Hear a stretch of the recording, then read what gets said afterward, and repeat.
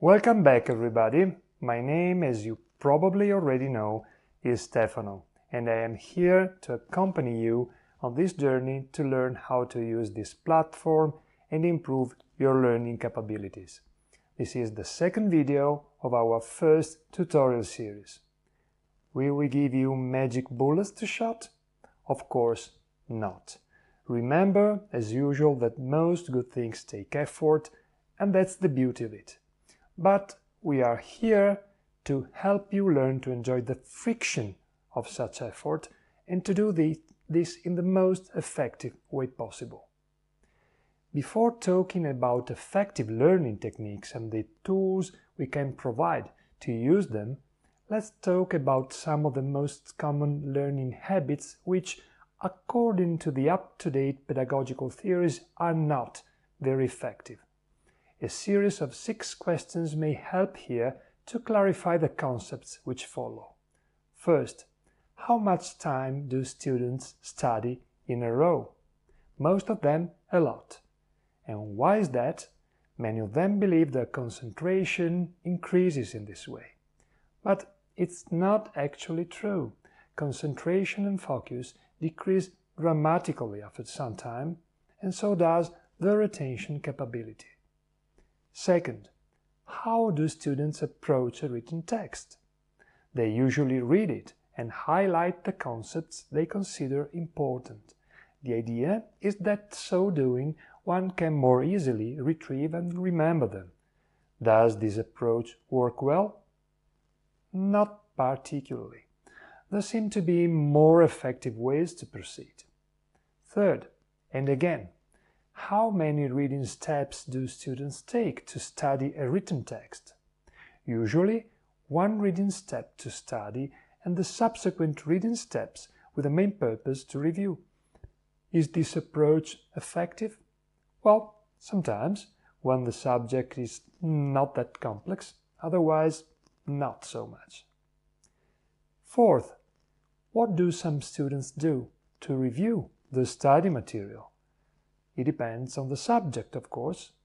Some of them use the so-called mental maps. That's exactly what I had learned to do when I was graduating in engineering. And do they work? Well, they certainly helped, but not so much.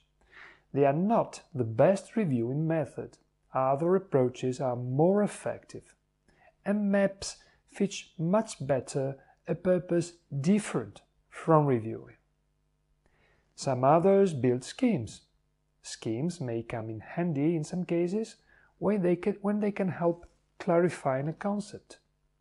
In these circumstances, they can be an effective tool for learning and reviewing. But this is a tool which does not actually have an extensive and general application. Finally, some others, most of them, review the text they highlighted previously. But also this approach has proved not to be particularly effective, since it is a passive approach. It consists in reading the same material again. No true retrieval effort is done here. 5. And again, how do students organize the reviews? Most students do not actually organize reviews. They just start reviewing from the beginning of the book and move forward when they have time to do that. When the material was first studied and how much it has already settled and has already been assimilated is not taken into account in their equation. This also has proved not to be the best way to go. 6. Finally, what importance do students attribute to reviews?